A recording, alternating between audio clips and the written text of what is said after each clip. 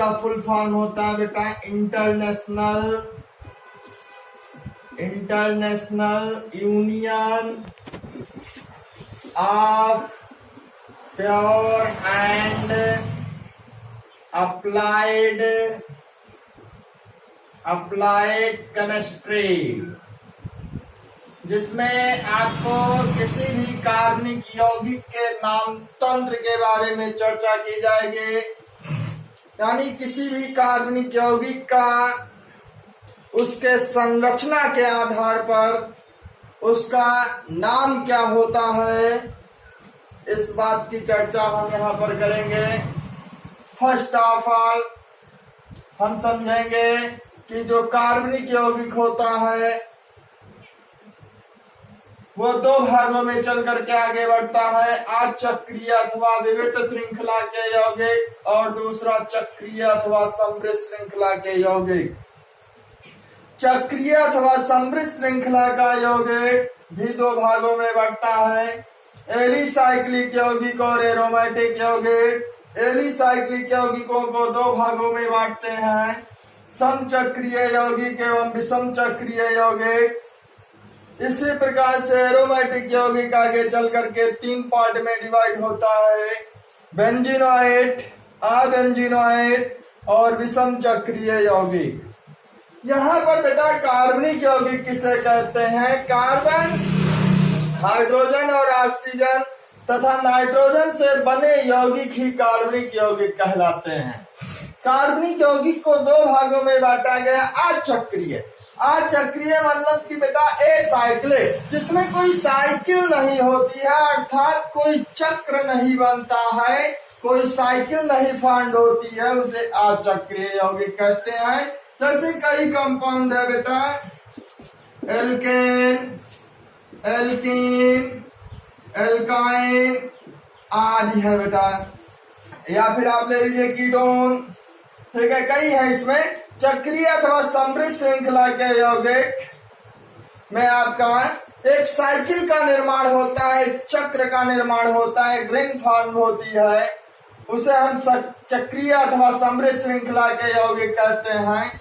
जैसे आपका साइक्लोप्रोपेन है बेटा, या फिर आपका साइक्लोब्यूटेन है, या फिर बेटा आपका साइक्लोपेंटेन है, या फिर आपका बेटा साइक्लोहेक्सेन है।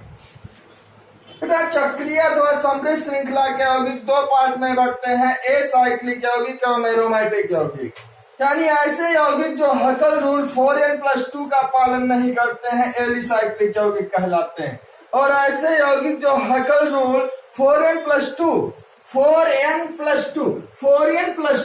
का मतलब हुआ बेटा 4 into number of pi electron plus 2 का अगर पालन कर रहे हैं तो वे एरोमेटिक यौगिक हैं। इनकी एक पहचान और होती है बेटा कि इन यौगिकों को आग की ज्वाला में जलाने पर होता क्या है बेटा कि ये धुएंदार ज्वाला के साथ जलते हैं, क्योंकि कार्बन की प्रतिशतता अधिक होती है और यहाँ पर हाइड्रोजन की प्रतिशतता अधिक होने के कारण ये धुएंदार ज्वाला के साथ नहीं जलते हैं। अब एलिसाइक्लिक यौगिक दो भागों में बढ़ते हैं, समचक्रीय एवं विषम चक्रीय। समचक्रीय का मतलब कार्बन परमाणु की यानी कि कार्बन परमाणु की श्रृंखला में केवल कार्बन परमाणु होंगे। विषम चक्रीय में कार्बन परमाणु की श्रृंखला में कार्बन के अतिरिक्त ऑक्सीजन, नाइट्रोजन या ऑक्सीजन भी हो सकते हैं। एरोमेटिक यौगिक हकल रूल फॉलो करेंगे, 4n+2 यानी 6 पाई इलेक्ट्रॉन प्रेजेंट होंगे। बेंजीनोइड में आपका बढ़िया एग्जाम्पल है, बेंजीनोइड का एग्जाम्पल है बेटा, जैसे बेंजीन और इसके व्युत्पन्न, बेंजीन आपका है, इसके व्युत्पन्न में आपका जैसे बेटा एनिलीन है, एनिलीन आप ले लीजिए, या फिर इसके व्युत्पन्न में आप बेटा टॉलिन ले लीजिए, CH3 आप लगा लीजिए, ठीक है। तो इस तरीके से आपका बेंजीनोइड कंपाउंड हो जाएगा। अबेंजीनोइड बहुत अच्छा एग्जाम्पल है, अबेंजीनोइड। अबेंजीनोइड का अर्थ हुआ कि कार्बन परमाणु की श्रृंखला में 6 कार्बन परमाणु की श्रृंखला प्रेजेंट ना हो करके अधिक कार्बन परमाणु की श्रृंखला प्रेजेंट हो जाएंगे, तो ऐसे कार्बनिक यौगिकों को हम क्या कहेंगे, अबेंजीनॉइड, अर्थात जो बेंजीन यानी कि हकल रूट फॉलो करेंगे, लेकिन कार्बन परमाणु की छह कार्बन परमाणु की श्रृंखला ना होकर के 7 कार्बन परमाणु की श्रृंखला होगी या 8 कार्बन परमाणु की श्रृंखला होगी। विषम चक्रीय एरोमेटिक यौगिक 6 कार्बन परमाणु की श्रृंखला का कोई जरूरी नहीं है। यहाँ पर बेटा जैसे हमारा कई एग्जाम्पल है बेटा, जैसे हमारा फ्यूरान है, ये आपका ले लीजिए फ्यूरान एग्जाम्पल ऑक्सीजन है, ठीक है, या फिर आपका बेटा एनिल, ये आपका है बेटा पिरिडीन एग्जाम्पल है, सबसे बढ़िया एग्जाम्पल पिरिडीन है। विषम चक्रीय यौगिक यानी कार्बन परमाणु की श्रृंखला में कार्बन के अतिरिक्त कोई अनादर तत्व ऑक्सीजन, नाइट्रोजन और सल्फर प्रेजेंट हो जाता है, तो ऐसे यौगिकों को हम विषम चक्रीय एरोमेटिक यौगिक कहते हैं। अब हम यहीं पर आगे की क्लास में अचक्रीय अथवा विविक्त श्रृंखला के यौगिक की बात हम करेंगे। तो अचक्रीय अथवा विविक्त श्रृंखला के यौगिक की जब हम बात करते हैं बेटा, तो सबसे पहले एल्केन, एल्कीन और एल्काइन को हमें समझना होता है। तो 3 पार्ट है बेटा, एल्केन, एल्कीन और एल्काइन। अगर हम पढ़ लें तो सारी प्रॉब्लम हमारे दूर हो जाती है। यहाँ पर एल्केन, एल्कीन और एल्काइन बेटा एक चार्ट है एक हिसाब से। एल्केन का सफिक्स जो होता है बेटा, सफिक्स जो होता है वो होता है एन, एल्कीन का होता है बेटा इन, और एल्काइन का होता है बेटा आइन, सफिक्स होता है। यहां पर हम एल्केन की चर्चा करेंगे थोड़ी सी। एल्केन, एल्केन है क्या बेटा, थोड़ा सा ध्यान दीजिएगा। एल्केन क्या है, बहुत ही अच्छी टॉपिक है बेटा एल्केन।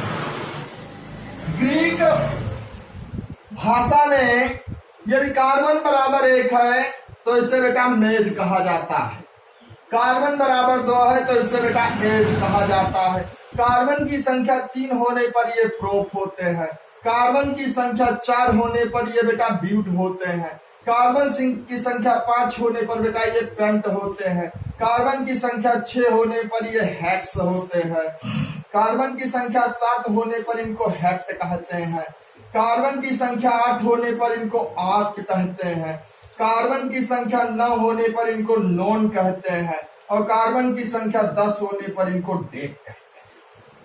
यानी meth, eth, prop, but, pent, hex, hept, oct, non और डेट। यहां पर बेटा बस यही चीज एल्केन है। अगर एल्केन है तो एन जोड़ दो, क्या हो जाएगा, मेथेन हो जाएगा। ऐसे एन जोड़ दोगे क्या हो जाएगा बेटा, इथेन हो जाएगा। ऐसे ये आपका प्रोपेन हो जाएगा, ऐसे ये आपका क्या हो जाएगा बेटा, ब्यूटेन हो जाएगा, ऐसे ये आपका बेटा क्या हो जाएगा, पेंटेन हो जाएगा, ऐसे ये आपका क्या होगा बेटा, हेक्सेन, ऐसे आपका बेटा heptane, octane, नोनेन and so on बेटा क्या हो जाएगा, डेकेन। ठीक है, अगर यहीं पर बेटा थोड़ा सा ध्यान देना कि अगर एल्कीन होता कोई खास बात नहीं बेटा, नहीं बनेगी मेथीन और नहीं बनेगा मेथाइन। चूंकि एल्कीन की कंडीशन है कार्बन कार्बन के मध्य में द्विबंध प्रेजेंट होना चाहिए। एल्काइन के लिए भी जो है कंडीशन है कार्बन कार्बन के मध्य में त्रिकबंध होना चाहिए। तो यहाँ पर एक कार्बन होने की वजह से एल्कीन और एल्काइन नहीं बनता है, लेकिन बनेगा क्या, एथीन, एथाइन। ठीक है, ऐसे प्रोपीन क्या बनेगा बेटा, प्रोपाइन, ऐसे बेटा ब्यूटीन बनेगा ब्यूटाइन, ऐसे पेंटीन बनेगा pentyne and so on. Hexene, hexyne, heptene, heptyne, octene, octyne, nonene, nonyne and decene, decyne बनेगा। अब हम बात करते हैं बेटा एल्केन पर। एक जनरल जो है हम चर्चा कर लेते हैं, जनरल चर्चा कर लेते हैं किस पर बेटा, एल्केन पर हम चर्चा करते हैं। तो एल्केन पर जब हम चर्चा करते हैं बेटा, तो इसका जो जनरल फार्मूला होता है क्या होता है, CnH2n+2, CnH2n+2, where n is equal to number of carbon atom, जहां पर स्मॉल n हमारा क्या है बेटा, नंबर ऑफ कार्बन एटम, यानी कार्बन परमाणुओं की संख्या क्या है। अब इफ बना ले, चलिए n इज इक्वल टू 1, तो क्या हो जाएगा बेटा, ध्यान दीजिए, C1H2 इंटू 1+2, तो CH 2 1 2 2 कितना हो जाएगा, 4। ऐसे इफ फॉर्मूला पर ध्यान देना है बेटा, n बराबर 2, देन आपका क्या हो जाएगा बेटा, C2H2 इंटू 2+2, तो C2H क्या हो जाएगा बेटा, 6। If n is equal to 3, then आप बना लीजिए बेटा क्या, C3H2 इंटू 3+2, क्या हो जाएगा बेटा, C3H 8 हो जाएगा। ऐसे बेटा same n is equal to क्या हो जाएगा बेटा, 4, देन आप C4H, यही फार्मूला पर हम विशेष ध्यान देंगे, तो इंटू 4+2, तो C4H क्या हो जाएगा, 10। ऐसे if n is equal to 5, then आपका क्या हो जाएगा, C5H2 इंटू 5+2, तो C5H 12। अभी थोड़ी देर एंड सो ऑन, आप n बराबर 6, n बराबर 7, n बराबर 8, n बराबर 9, n बराबर 10 करके आप 10 तक बना लीजिएगा। जरूर इस वीडियो में हम यहीं तक बताते हैं, लेकिन आप 10 तक बना लीजिएगा, कोई प्रॉब्लम नहीं होगी आपको बेटा। हाँ भैया, हम थोड़ी देर पहले हमने चर्चा किया था, n बराबर 1 है तो क्या कहते हैं, मेथ, और है एल्केन तो क्या कह देंगे बेटा, मेथेन। और यहां पर 2 बराबर क्या कह देंगे बेटा, एथेन। 3 बना तो क्या हो जाएगा, प्रोपेन। 4 पे क्या कह देंगे बेटा, ब्यूटेन। 5 पर क्या कह देंगे, pentane, and so on, hexane, heptane, octane, नोनेन और डेकेन बना लेंगे। अब यहां पर डेकेन हम बना लेंगे, डेकेन तक हमारा बन जाएगा, कोई समस्या किसी भी स्टूडेंट को नहीं होगी। यहां पर थोड़ा सा कि जैसे अभी आपने कहा CH4, C2H6, C3H8, C4H10, C5H12, C6H14, C7H16, यानी कहा अभी आपने मेथेन और क्या बेटा, ethane, propane, butane, pentane, hexane, heptane. अब बेटा सी से कितने हाइड्रोजन जोड़ना है बेटा, 4 हाइड्रोजन जोड़ना है, तो 4 हाइड्रोजन आप ये ऐड कर दीजिए, ये आपका क्या हो जाएगा बेटा, CH। C2 है, 2 कार्बन अटैच कर दीजिए और प्रत्येक कार्बन की संयोजकता 4 दर्शा दीजिए, तो 4 दर्शा दीजिए, एक संयोजकता कंप्लीट है। 3 हाइड्रोजन आप इधर लगा दीजिए और 3 हाइड्रोजन आप इधर लगा दीजिए। ऐसे 3 कार्बन पहले अटैच कर लीजिए और प्रत्येक कार्बन से 3 हाइड्रोजन, 2 हाइड्रोजन और ये आपका बेटा 3 हाइड्रोजन। ऐसे 4 कार्बन अटैच कर लीजिए और प्रत्येक कार्बन से बेटा संयोजकता प्रत्येक कार्बन की क्या करिए, 4 कर दीजिए बस, और कोई खास बात नहीं। अब ऐसे 5 कार्बन आप अटैच कर लीजिए फर्स्ट ऑफ ऑल, और ये 5 और प्रत्येक कार्बन की संयोजकता 4 कर दिया। 2 संयोजकता यहाँ है, 2 हाइड्रोजन और जोड़ दीजिए। 2 संयोजकता कंप्लीट है, 2 हाइड्रोजन और जोड़ दीजिए बेटा। ठीक है, 2 हाइड्रोजन और जोड़ दीजिए। ऐसे 6 कार्बन आप अटैच कर लीजिए, 3 4 5 और 1 6। और प्रत्येक कार्बन की संयोजकता कितनी कर दीजिए बेटा, कितनी करनी है बेटा, 4 करनी है। ऐसे आप 4 अटैच करते हुए चले जाइए। ये आप 4 अटैच कर दीजिए इस तरीके से। ऐसे यहाँ पर 7 कार्बन अटैच कर लीजिए, 2 3 4 5 6 और 1 7। और ऐसे आप इनकी संयोजकता आप जो है अटैच करते हुए चले जाइए। 2 हाइड्रोजन बीच में अटैच कर दीजिए, 3 हाइड्रोजन कॉर्नर पर अटैच कर दीजिए। अब इनको जोड़ करके लिख सकते हो CH4। ऐसे आपका CH3 बॉन्ड है, CH3।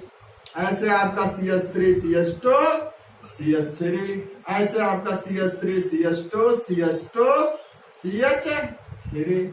ऐसे आपका बेटा CH3 CH2 CH2 CH2 और CH3। ऐसे आपका बेटा CH3 CH2 CH2 CH2 CH2 CH3 4 5 6। ऐसे आपका बेटा CH3 CH2 का होल कर दीजिए आप 5।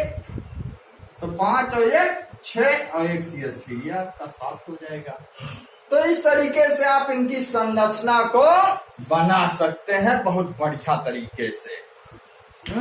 अब आगे हम यहाँ पर एल्कीन की चर्चा करेंगे। ध्यान दीजिए, एल्कीन की चर्चा करेंगे।